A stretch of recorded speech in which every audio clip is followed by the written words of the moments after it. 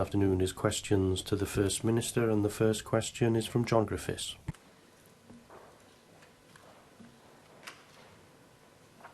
Government to tackle air pollution in Wales. Llywydd, the programme for government published today reiterates our commitment to a Clean Air Act for Wales. As early as this week, we will support and promote Clean Air Day Wales, raising awareness of air pollution and the part which each one of us can play to make the air cleaner and healthier. First Minister, the impact of air pollution is very significant in terms of our health, as shown in asthma rates and other respiratory conditions, for example, and also with regard to environment and climate change. I know, First Minister, you are fully committed to radical and timely action for this Welsh Government, and that's certainly needed with regard to public health and our precious environment. We need to find practical and productive ways forward that have a real positive impact in our communities. And as far as air pollution is concerned, road traffic is quite a major part of the problem. The transition to electric vehicles will make a very welcome impact on these issues. And indeed, Newport Transport has a fleet of electric buses, which is a good example of progress. First Minister, will you look at Welsh Government schemes and support for the switch to electricity for vehicles for those most in use in our communities? Buses, taxis, local authority and local delivery vehicles as well. Well, Llywydd, I thank John Griffiths for that supplementary question and, of course, agree with him about the significance of clean air to human health, to the environment, to biodiversity and indeed to our economy. The Welsh Government is investing nearly £30 million in electric and low-emission buses, in taxis and in improving our charging infrastructure, particularly in those places where people are most likely to be travelling, so at railway station car parks and public car parks.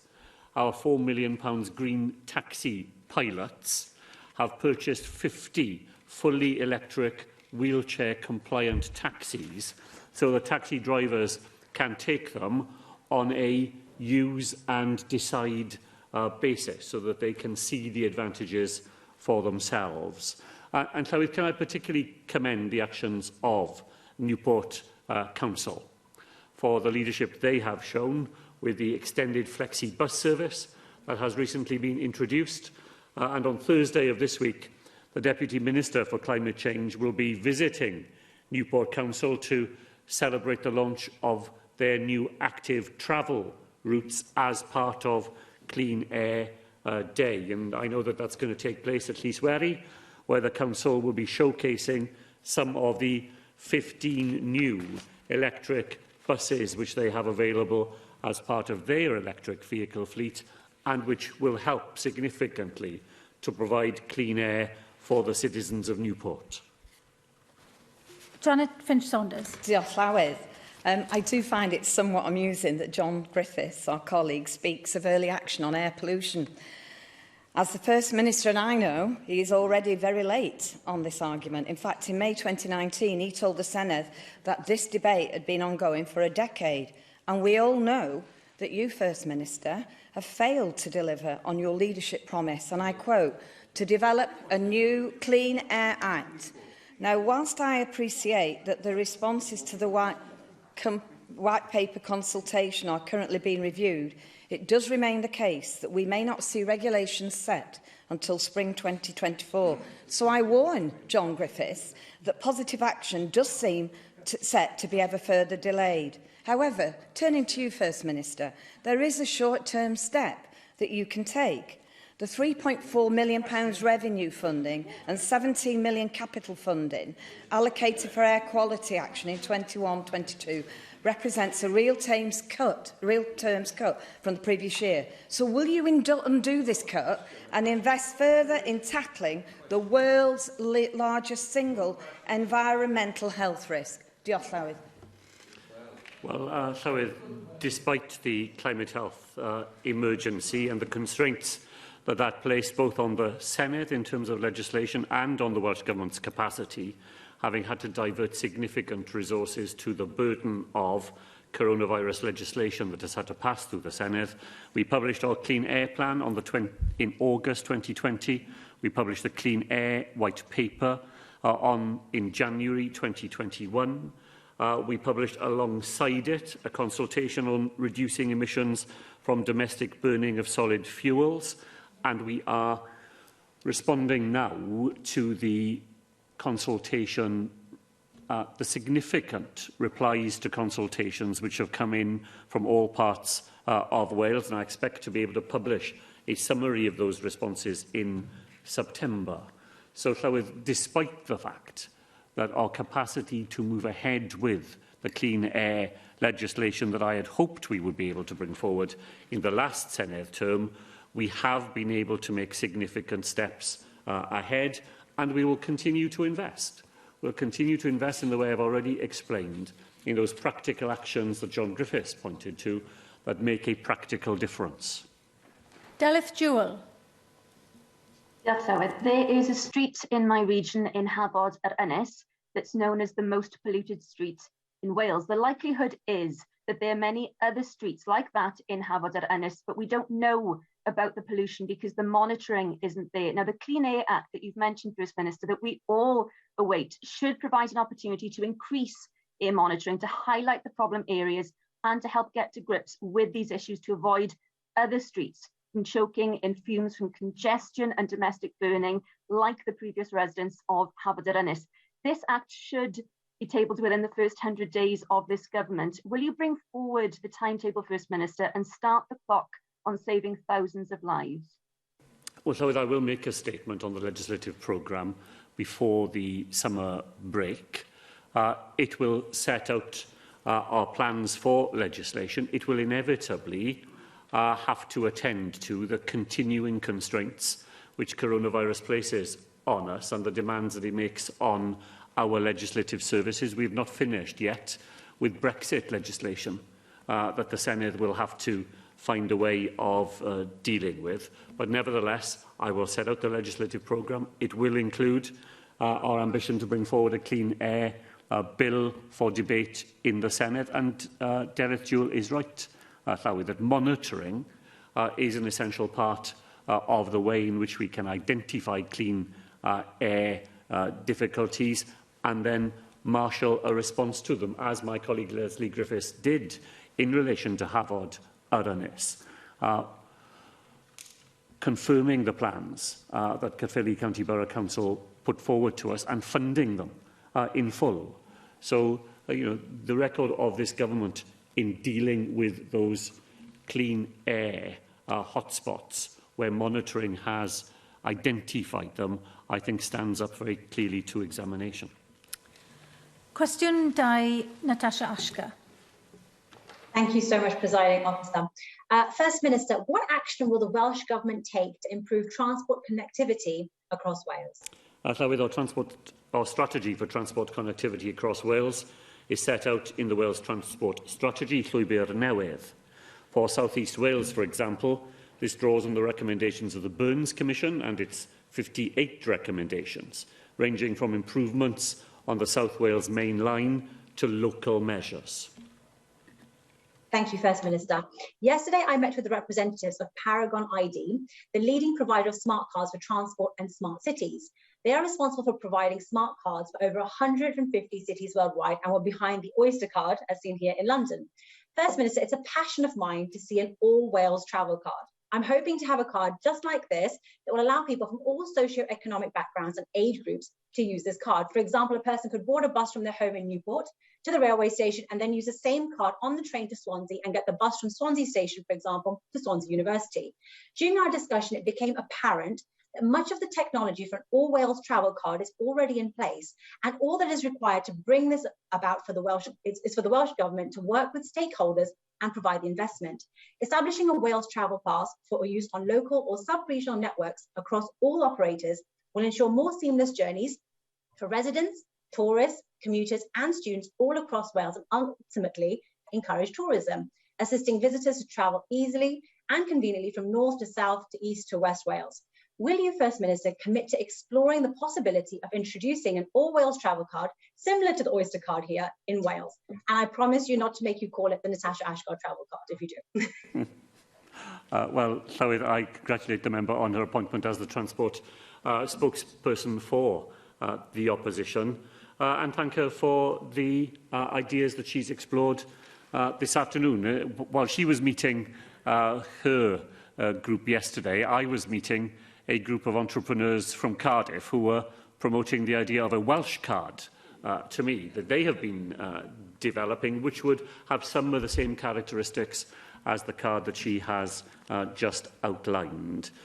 So in principle, I think there is a great deal that is worth exploring in the ideas that the member has set out. I don't think it would be right for me to commit to a particular solution promoted by a particular company or groups of company, but she asks me whether I will commit to exploring the possibility of a card that would improve transport connectivity across Wales, and I'm very happy to give that commitment.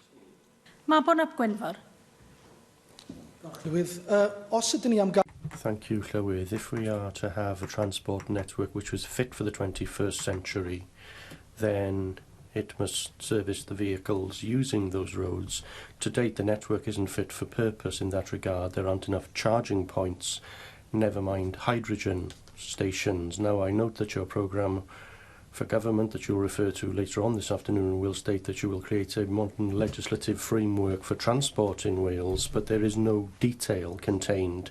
Can we have an assurance that our road network will be fit for purpose for new vehicles and that rural areas will not lose out?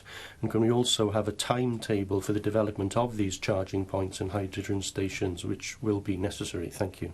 Well, diolch yn fawr I Mabon. Llywydd, I thank Mabon ap Gwynfor for that question, and of course I agree about the importance of creating and putting things in place that are appropriate for us and fit for the future. I'm not setting out the programme for government this afternoon. That will be laid before the Senedd before the end of term. But to legislate in the areas of buses and taxis in particular, that's something that's going to be in our programme before the election, and we're eager to press ahead to legislate in that area, to create a system for the future that is fit for purpose. And of course, we're thinking about rural areas. That's why we're investing as a government in charging points.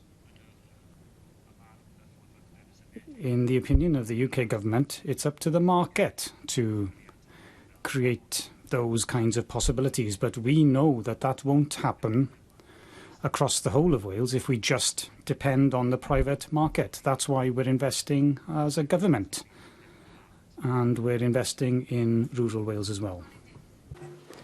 Presiding Officer. First Minister, I think there's a very broad welcome for the £70 million that the Welsh Government is going to be providing to enhance the Ebble Valley line over the coming years. And in making this investment, of course, the Welsh Government is making good the failure of the United Kingdom Government to invest in these matters. And I think many of us would wish that the UK Government would spend as much on Welsh infrastructure as they do on their own press offices. We might be in a better position. First Minister, could you give us this afternoon an outline of the timescale for the enhancements that we hope to see on the Ebble Valley line? And could you also give me an undertaking that you and the Government will continue to campaign for the devolution of rail infrastructure to ensure that we will have the tools and the funds to do the job ourselves? Well, thank Alan Davies for that, Llywydd. It was a matter of great disappointment to us that when the UK Government finally published its long-delayed response to the Williams review, that it made no mention at all in that response to the potential for future and further devolution of responsibility for rail infrastructure, as that was part of the original terms of reference which the UK Government itself set for the Williams review. But when it came to it, it chose to ignore that whole aspect, despite the fact that the Hendy review of union connectivity specifically says that devolution of transport responsibilities across the United Kingdom has been a success story. And the Hendy Review urges the UK Government to build on that success, and I look forward to that real test of the UK Government when it publishes its final response to the Hendy Review this summer. As far as the Ebu Bali line is concerned, I was very pleased that we were able to provide that £70 million to Blaenau Gwent Council. It will enable us, Llywydd, to move ahead with greater services for that part of Wales. From December of this year, a new hourly service will be brought about on the Ebu Vale line from Crosskeys to Newport, and the £17 million that we have provided will allow 2 trains an hour to operate on that line from Ebu Vale itself from 2023. So the plans are there to use that money to improve services in the way that the member has suggested, and to answer some of the questions already raised this afternoon, Llywydd, because not only will they bring better transport facilities to that part of Wales, but they will allow people to use an effective, convenient public transport system, leaving the car behind and adding to those benefits of clean air and other environmental improvements that we've already discussed today.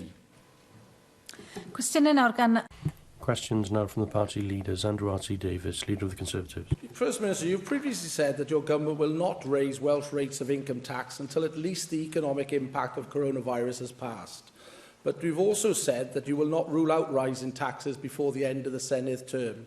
Will you be raising income tax at some point during this Senedd term? Well, the member will have to wait to see. As we said in our manifesto, it will depend on the circumstances. While the economy is recovering, then there are no plans for this government to raise taxes in Wales, because we know that the recovery depends on making sure there's effective demand in the pockets of Welsh citizens to go out there, spend money and help with the economic recovery. The economic recovery which is underway, Llywydd, and there are encouraging figures out today on employment rates in Wales that demonstrate that that recovery is underway here. What lies beyond the recovery can only sensibly be decided in the circumstances that we will face when we get there. The member will understand that in the last 15 months we have gone through a period that none of us could have anticipated even 18 months ago, and yet he invites me to make decisions today for what will happen years into this Senedd term. It's not a sensible thing to do, and I won't be doing it. Well, I think it's a perfectly reasonable question, since your programme of government does touch on income tax rates and whether the government will use them or not. Also, what's talked about are particular levies or surcharges for social care or indeed education, which was highlighted on the weekend by an academic here in Cardiff. So you have to pay for services some way, either through taxation or through levies or surcharges. So what is your preferred route then, First Minister? If you're not prepared to give an indication of what you're likely to do with Welsh income tax, do you believe that there should be a sector-specific surcharge on social care or indeed on education to help fund education with the deficit that we know exists in the education budget? Well, so my preferred route to paying for services in Wales is to grow the economy so that there are more buoyant receipts from an economy, so there is a bigger cake for us all to be able to use to pay for services. So that's where I start. I don't start as he does with asking about taxation. I begin by asking the questions about what we can do and what contribution the government can make to growing the Welsh economy and providing, therefore, the investments that are necessary. There is no mention in my party's manifesto of a levy for education, and that has no part in this government's plans. We did, in the last Senedd term, when we debated it extensively here, work on the Wholesome proposals for a social care levy to help pay for the demographic changes that we are going to see in Wales. All of us here know that the future in Wales is of an ageing population. We have a higher proportion of our population over 65 than any other part of the United Kingdom. We're the only part of the United Kingdom where people move into Wales at the age of 65 to retire, and we have to think together about how that is to be paid for in the future. The Wholesome proposals for a levy were a serious contribution to that debate, and we've done a lot of detailed work to see how that might work. It will only be able to work when we know the proposals of the UK Government, signalled briefly in the Queen's speech and promised by UK ministers before the end of this calendar year. Then we will be able to see the interface between any proposals of the wholesome variety or other ways of paying for social care and the benefit system which remains reserved to the United Kingdom. Only when we can see all parts of that complex jigsaw will we be able to make the most effective decisions about the way Welsh money can be used to pay for the social care services we will need in the future. Well, First Minister, you will not indicate your use of income tax powers. You have indicated more clearly in your second answer the use of a social care levy, surcharge, call it what you will, and ruled out an education levy, surcharge, which I'm grateful for you doing that. But one thing your programme for government does talk about is a tourism tax, and actually consulting on the legislative proposals that such a measure would require to be brought in here in Wales. Can you indicate to me how you believe such a measure would help the tourism sector here in Wales when we know that high taxation actually impedes economic growth? I start from the position of low taxes encourage economic growth because they encourage people to go out, take the risks, take the challenges and grow that economy. But your programme for government clearly indicates that you're going to bring in a tourism tax. So how on earth will that help a vital sector of our economy repair itself after the COVID crisis? Indeed. Well, so I look forward to bringing forward proposals for debate here in the Senedd on a tourism tax, an idea, as I heard my colleague Mike Hedges say, that has taken root and very successfully right across the globe and has been put forward by a series of local authorities of very different political persuasions in recent times, whether it's a Lib Dem-controlled Bath Council, whether it's a Labour-controlled Liverpool Council, or whether it's a Tory-controlled Aberdeen Council. There are proposals for tourism taxes at that level, and that is what the proposal in my party's manifesto is about. It is about giving the power and the authority to local authorities in Wales to make a decision for themselves as to whether or not a tourism levy would allow them better to go on investing in the circumstances that make those areas attractive to tourism. I'm very clear in my own mind, Llywyd, that a tourism tax properly done will benefit the industry, because what it will allow those local authorities to do is to invest in the things that make those areas attractive to tourists in the first place.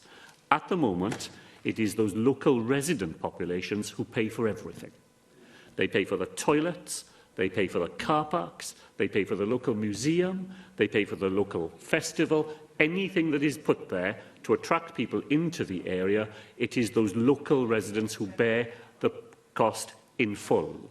A tourism levy charged on people who choose to go to those areas in a very modest way, when you add it all up, could be a significant opportunity for local authorities to invest in the conditions that make tourism a success. Where local authorities don't believe that it would be a tool that they would seek to use, they'd be under no obligation to do it. But I've had many encounters on the floor of the Senedd with the Leader of the Opposition when he urges me to devolve, not simply to Cardiff, but onwards to local authorities to strengthen their ability to make decisions for their local populations, and that is what we will bring forward when we talk about a tourism tax. More powers for local authorities to make decisions that are right for their local areas and populations. On behalf of Plaid Cymru, Rhyn ap Iorwerth, thank you, Llywydd.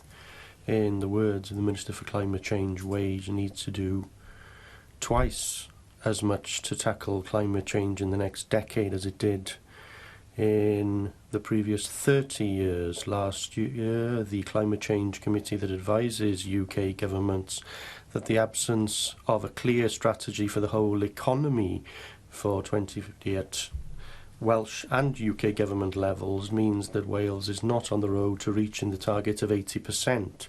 Never mind net zero. If we look back, emissions have dropped by 31% since 1990 as opposed to 41% across the UK. Why do you think Wales is falling behind? Well, Llywydd, Well, Llywydd, it's because we've taken seriously a number of the points that yw'r has made. That's the reason that we have been able to create a new minister and department with the responsibility to tackle climate change. A minister with the powers in housing, energy, transport, and the environment too. Therefore, the UK committee will publish the latest report, and on Wednesday, as I know, Llywydd, that you are aware, we as a government don't usually put items down on the agenda for Wednesday, but we have put a statement down on the agenda for tomorrow to give an opportunity for members to hear from the new minister about her plans and about the response of the government to the committee and the latest report.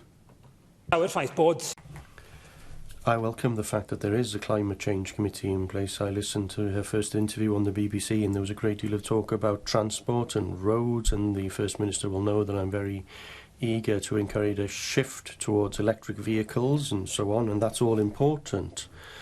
But buildings use more energy than transport. About tackling climate change, we have to be serious about tackling energy use in buildings.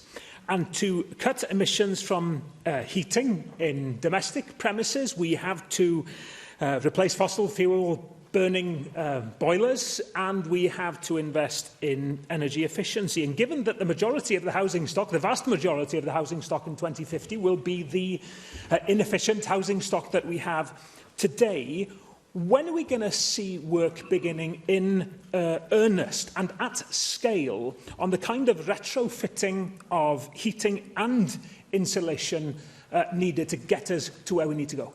Well, look, I entirely agree, Llywydd, with the point that Gareth is making about the vital importance of a retrofitting programme. The Welsh Government will bring forward such a programme. We will invest significant sums in it because the energy that is given off by the houses we live in is one of the major challenges we face. It is also why we are so determined that the 20,000 new social renting houses that we will build will be houses that will generate as much energy as they use. And the investment that we made in the last Senedd term in our innovative housing programme has given us some really vital experience and information that we can use with real-life examples of housing being built in Wales that does exactly that, generates more energy than it consumes. Then that has given us a really solid platform from which we can build the sort of houses of the future that will contribute to the effort to address climate change rather than being another drain on it. Perhaps worth looking a little closer at what you mean by significant sums. I think your government last November said you wanted, between now and 2050, to decarbonise 1.4 million homes. I think my sums, if they're right, say that's 132 homes every day for the next 29 years. And perhaps you can tell us how many Welsh homes were decarbonised last year, because from where I'm looking, it feels as if we're at a bit of a standstill. Retrofitting, of course, is an investment. It's an investment in the environment, but it's an actual investment also in making savings through energy efficiency. It could create tens of thousands of jobs. It's exactly the kind of project that could attract investment, real financial investment through government bonds. For example, Plaid Cymru has talked of maybe a multi-billion pound scheme over a period of time, financed in that kind of way. Now, your government has had to admit that the £20 million invested in the optimised retrofit programme is, and I quote, not going to come anywhere close to decarbonising Welsh homes. Well, you can say that again. So, First Minister, it's more than 2 years now since the declaration of a climate emergency. We're something like 7% of the way to 2050 already. So when will you put the financial model and the detailed strategy in place to begin retrofitting at pace, because the clock is ticking and the emergency is deepening? Well, Llywydd, again, I don't demur for a moment about the urgency of the crisis that we are facing. The Cabinet met yesterday and agreed a proposal from the Finance Minister as to how we will create the budget for next year over the summer and bring proposals to the floor of the Senedd in the normal way in the autumn, and that will be the way in which we will create the budgets that we need for the many, many different demands that there are on our public services. The one thing we will not be able to use, Llywydd, and I've had this discussion with the leader of Plaid Cymru in the last Senedd, is government bonds.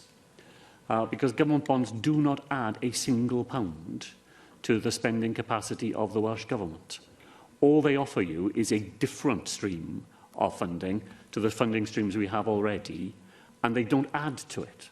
They're just a different way of funding, and actually a more expensive way of funding much of the expenditure that we use. But in the system that we have, for every pound that you raise through a Welsh Government bond, you lose a pound of money that comes to us in capital expenditure from the UK Government. So it's not that they are a bad idea in themselves, and we've taken some steps to be able to create Welsh Government bonds, were they to be cheaper than borrowing money from the UK Government. But what they don't do is to add to the total amount of money that you can spend. And therefore, they're not an answer to some of the challenges that Rhyn ap Iorwerth has quite properly raised this afternoon. The sums of money that we have for the purposes for which we are responsible is fixed through the Barnett formula and the decisions that the UK Government make. I hope that the UK Government will be true to its commitment to climate change and everything that was said in Cornwall last week and in preparation for COP26. Then we will see the flow of investment through to Wales that will allow us to do more and to do more things more quickly, just as we would like to do. Question 3, Gareth Davies.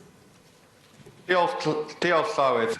What assessment has the Welsh Government made of the impact that the pandemic has had on the ability to recruit future health and social care staff? Thank the member for that question, Llywydd. The pandemic has vividly demonstrated the vital importance of health and social care services. This heightened awareness, positive changes in working practices and the development of new models of care all provide the basis to recruit future staff, joining the record numbers already employed by our NHS in Wales. Thank you, First Minister. As you are no doubt aware, the UK Parliament's Health and Social Care Committee, in their damning report, stated that the NHS staff and care staff are so burnt out that the future of health and social care services are at risk. Whilst their report relates solely to England, I dare say things are not much better on this side of Offa's Dyke.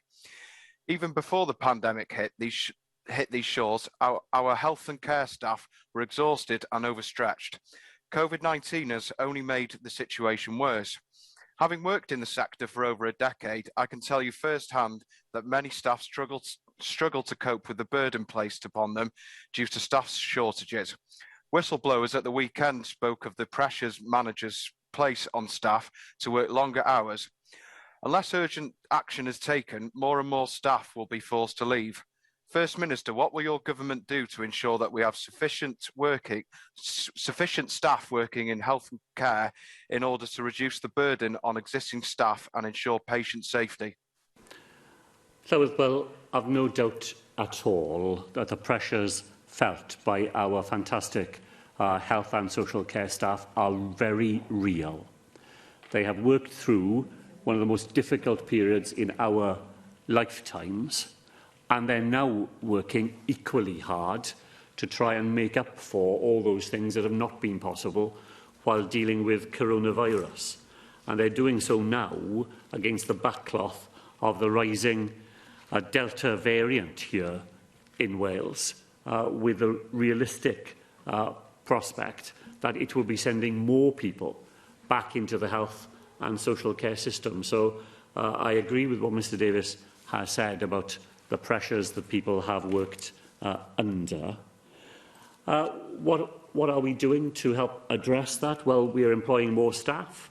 At the start of the last Senedd term, there were 74,000 staff in the NHS in Wales. As we go into this term, there are more than 85,000 members of staff. Those are full-time equivalent of head count. It's well over 100,000. And that's more than 11,000 more staff in the NHS in a single term, and that at a time when his government in Westminster was cutting the budgets of the Welsh Government year after year after year. I see him shaking his head, but it's a simple matter of fact. A fact not denied by his government in England, who told us that austerity was something that was completely unavoidable. Despite that, we went on employing more staff in the NHS here in Wales. Over the last 6 years, we've increased the training places for physiotherapists by 44%, for nurse training places by 72%, for midwifery by 97%. Those people will come out of training, including the new medical school that we're committed to in North Wales, to make sure that staffing in North Wales has a particular focus. They will be available to work in the Welsh Health Service. They will join those extra staff that are already there, and they will help. They will help, and it's not a solution by itself, I understand, but they will help to address the impact that the last 12 months has had on our staff in health and social care, and help to lift that burden from them. Sian Gwenllian. Diolch, Llywydd. Thank you, Llywydd. The recruitment of doctors continues to be a problem in the North Wales area, as you're aware, with far too much being spent on locums and far too many vacancies in surgeries. And I am very pleased that you have supported the consistent calls made by Plaid Cymru for a new medical school in Bangor, and you've just confirmed that once again, and that this is now being implemented. So will you confirm that the new medical school could open in the year 2025, that's in 4 years' time, and that is what the Health Board has announced recently? Well, Llywyd, a group that is chaired by Professor Elizabeth Treasure, the Vice-Chancellor of Aberystwyth University, and herself a very distinguished senior clinician in the Welsh NHS, to develop the plans for the medical school in Bangor. Stage 1 of their work is complete. Stage 2 of their work is being carried out at the moment. It involves the local health board. It involves professional representatives as well. It involves some other voices who will be directly involved in making sure that that project is properly completed and makes the contribution we all wanted to see to making sure that there are doctors and other members of the clinical team available in North Wales. The team plan to complete stage 2 of their work in July, and provided that it arrives in that way, I know that the Minister will look to make a statement to members here, drawing on their advice in setting out the timetable of the sort to which Sian Gwenllian has referred this afternoon. Sarah Murphy. Diolch, Llywydd. It was a pleasure to visit the Princess of Wales Hospital in my constituency of Bridgend last week and meet with the incredible staff. They have been tremendous throughout the pandemic, and I know that everyone here today recognises, appreciates and thanks them for their bravery, for the sacrifices that they've made, and for their steadfast commitment to patient care. They and I welcome the Welsh Government's commitment to now addressing the waiting list for operations, particularly orthopaedic and ophthalmology, as well as the £100 million funding for our health boards to begin this vital work. As I know our First Minister is aware, in order to clear the backlog of surgical operations, we will need to have enough theatre staff to assist. However, there is currently a shortage of operating department practitioners, leading to a limit on the number of surgeries that can take place. Please will our First Minister tell us how Welsh Government will ensure that we not only attract enough ODPs to help clear the current backlog, but also ensure that we have a pipeline of them in the future for our Welsh NHS. Well, Llywydd, thanks, Sarah Murphy, for that important question. She's right to highlight the key role of operating department practitioners within the surgical team. She will know from her visit to the Princess of Wales that the current challenge in operating theatres is not simply one of staff. It is also dealing with the restrictions that safe practice in the coronavirus context also require. She'll have heard, I'm sure, directly from staff about how theatres have to be cleaned thoroughly between every operation, as to how some procedures, where it was possible to have an operating list with 8 procedures in a day, can now only manage 3 in a day, even when fully staffed, because of coronavirus restrictions. Nevertheless, she's absolutely right to point to operating department practitioners as key. She will know that we have already announced an extra £100 million of investment in the health service here in Wales to help it with the recovery from the pandemic, and that is already helping to recruit additional theatre staff. But the member made another important point. It isn't simply recruiting more staff who are already trained, it's making sure that the training system in Wales produces the staff we will need for the future, and Health Education Improvement Wales has set out its plans to do that. It has ambitious plans to increase the number of not simply doctors, but all those other people on whom the health service depends, and operating department practitioners are amongst that number. Cwestiwn 4, Darren Miller. What action is the Welsh Government taking to improve road safety in Wales? Thank the member for that question. We routinely monitor data such as personal injury collisions, road geometry, and use by pedestrians and cyclists to inform the need for road safety improvements. We are also taking forward initiatives to roll out 20-mile-per-hour speed limits on restricted roads and tackling pavement parking. Thank you for that answer, First Minister. The 27th of June will mark the 2nd anniversary of the tragic death of my constituent Olivia Alkeir. She was just 17 years old and was killed in a car crash on a rural Denbighshire road. As a result of that tragedy, Olivia's mum, Jo, and Olivia's best friend, Jo Hinchcliffe, started a campaign, the Olivia's Legacy campaign, to promote safer driving, particularly amongst first-year drivers. And their campaign includes the request for all first-year drivers to have telematics devices in their vehicles, which, as you know, can promote improved, safer driving.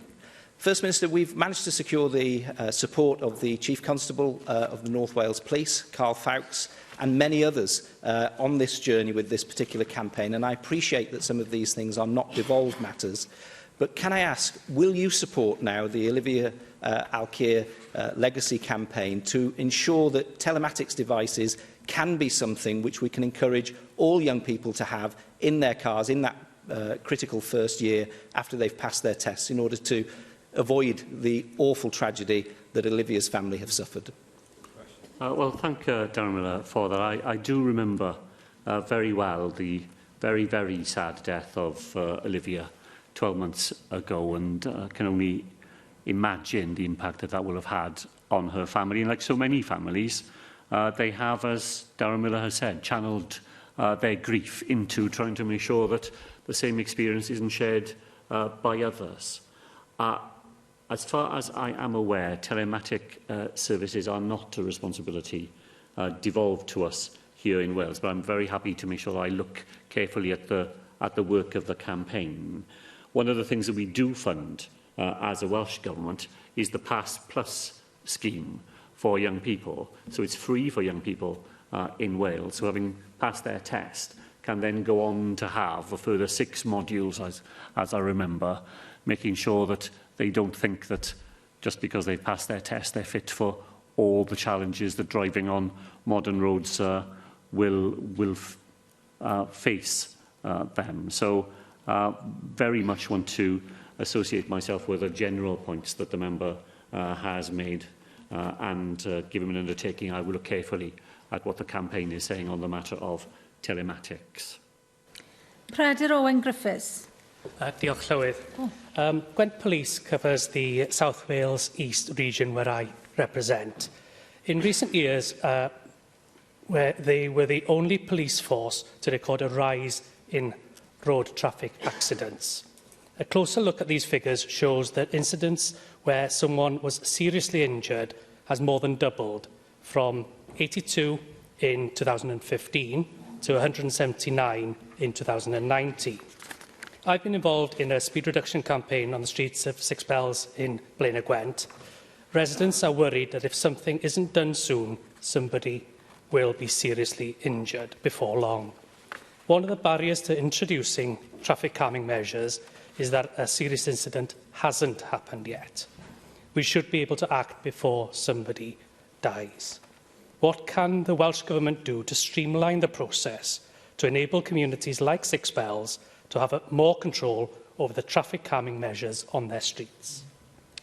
So I thank the member for the question. The annual police recorded road accident figures for 2020 will be published later this month, and we'll be able to take those into account in all local circumstances. I'm aware of the issue raised by the member because it's been mentioned to me previously by the Senedd member for Blaenau Gwent.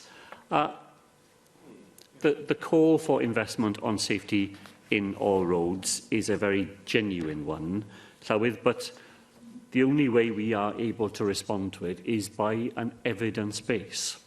And I know that that can be frustrating for some communities, but it's the way in which we're able to make decisions that are fair across the whole of Wales. And there is a very established way of doing that using the Go Safe Wales system, and that allows us to collect evidence on a uniform basis through the whole of Wales and then to make investment decisions according to where the need is greatest. I understand the frustration of local campaigners at that, but making decisions on investment in advance of the facts would only serve to disadvantage some other areas where the calls will be equally insistent and equally important to a local population. Yw'r Davies. Fyddai'r Prif Weinidog yn cytuno? Will the First Minister agree with me that some of the best ways of improving road safety is to reduce speed limits in built-up areas and creating traffic-free zones and putting active travel at the peak of the travel pyramid? But how can we ensure that we persuade people to come with us on this journey to a fairer, greener and better future? How do we make it easier for people to make the wise choices for ourselves, for our communities and for the planet too? Thank you very much once again to yw'r Davies for that question, and I do agree with him. It's one thing for the government to do things, the government here or local authorities, and there are lots of things that we can do and there are lots of things that we are going to do in the future, but it's another thing to persuade people to do the things that we can all do in our everyday lives. In my opinion, the most effective way to do this is through persuasion. Persuading people and to put everything in place to help them and to persuade people when they travel in a way that doesn't lead to climate change or change to local environmental conditions. They're helping their families and they're helping children and they're helping the communities where they live. And when we can persuade people to behave in that fashion, they can do everything that they can do and use the facilities that the government can put in place to help them. Tom Gifford. Diolch, Llywydd. Will the First Minister make a statement on council tax levels in Wales? Llywydd, the average band council tax in Wales for 21-22 is £1,731. Local authorities and police and crime commissioners in Wales are given the flexibility to set their annual budgets and council tax levels in order to reflect their local priorities. They are then accountable to their residents for the decisions they make. I thank the First Minister for his answer. Council taxpayers in two councils in my region, Neath Talbot and Bridgend, are forced to pay some of the highest rates of council tax anywhere in the UK. In both areas, they pay in excess of £1,900 per year on average for an abandoned property.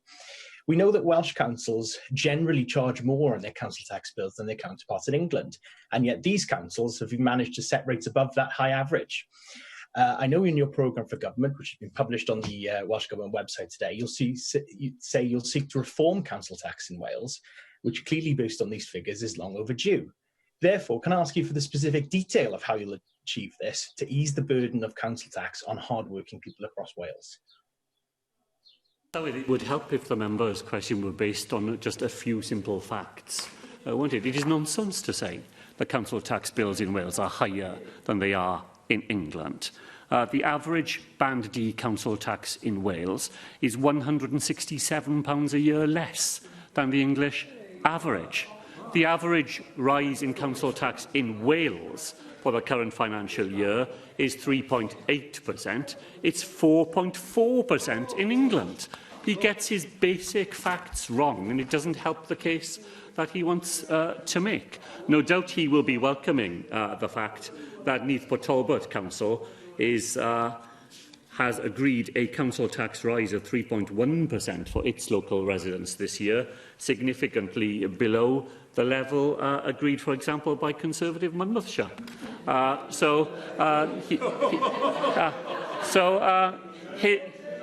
His residents are lucky, aren't they, to be living with a Labour council.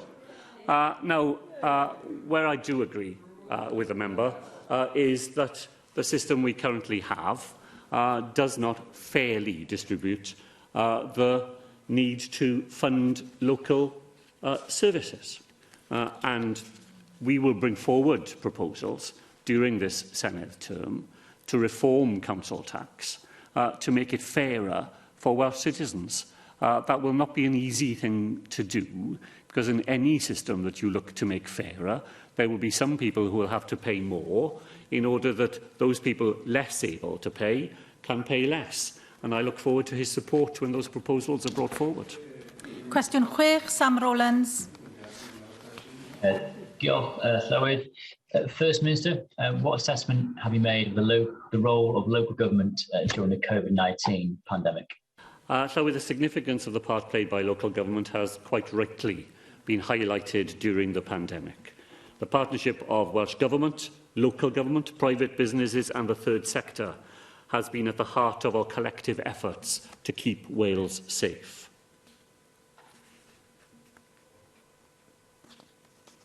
Sam Rowlands? Diolch Llywydd, I was struggling with the mute button there. So thank you, First Minister, for your response to that point. And I too would like to praise the work of councils specifically through this very difficult time of the pandemic. I know from my own experience the sacrifice, hard work and dedication that council staff have shown through this crisis. And they, of course, deserve a lot of credit, right from our recycling crews, through to our librarians, social care workers, right through to our teaching assistants, all of whom have gone above and beyond. And in light of this exceptional demonstration of delivering for our communities, this again surely shows that rather than decision-making being withdrawn from local authorities into regional bodies through things like CJCs, that actually more should be decentralised and devolved from Cardiff to councils. So from aside from your previous reference to tourism tax, what plans do you have to show further commitment to our councils and communities by devolving more power and financial support to them? Well, Llywydd, I begin by agreeing with what the member said about the tireless commitment of staff in local authorities right across Wales during the pandemic, and indeed to the leadership of those councils. Throughout the pandemic, we will have met leaders of local authorities in Wales at least weekly, sometimes daily, in order to make the very challenging decisions that were there for us to make in order to keep all parts of Wales safe. I think local authorities have demonstrated the significance of the part that they play in those local communities. I don't agree with what Mr. Rowland said about the need for regional working between local authorities, and indeed I've often thought that the way that the 6 local authorities across North Wales come together in the North Wales growth deal and in other aspects is a bit of a model for the rest of Wales as to how local authorities can operate on a regional footprint and therefore enhance the services that can be provided to local residents. And the legislation that was passed by this Senedd during its last term, I think, will underpin the efforts of those councils who look to make sure that by pooling their resources, sharing the solutions that they can develop, that they will all benefit as a result. It is an irony, Llywyd, isn't it, that earlier in the afternoon a proposal that the Welsh Government will bring forward to offer more powers and more choices for local authorities is being opposed by the leader of the Conservative Party, while I'm urged by other members of his party to do exactly that. Cwestiwn 7, Jenny Rathbone. What is the Welsh Government's timetable for introducing a 20-mile-an-hour speed limit in urban areas? Following completion of the necessary statutory procedures, a national rollout to a default 20-mile-an-hour limit is planned for April 2023. Thank you very much for that, First Minister. Clearly, it's interesting to see that there is a lot of interest in road safety in today's questions, as well as the impact on the air pollution and on carbon emissions. I just want to focus on the impact on children of speeding, because you say that persuading people is the most effective way of doing something about these things. But unfortunately, in my constituency, we have a significant number of drivers who think they have a God-given right to speed past school entrances, to not stop for pedestrians on zebra crossings, even when they are children, and also to park on prohibited zigzag lines that you often find around schools, as well as around zebra crossings. And that obviously means that doesn't help the fact that we have one of the highest child pedestrian death rates in Europe, closely following behind Scotland and Northern Ireland.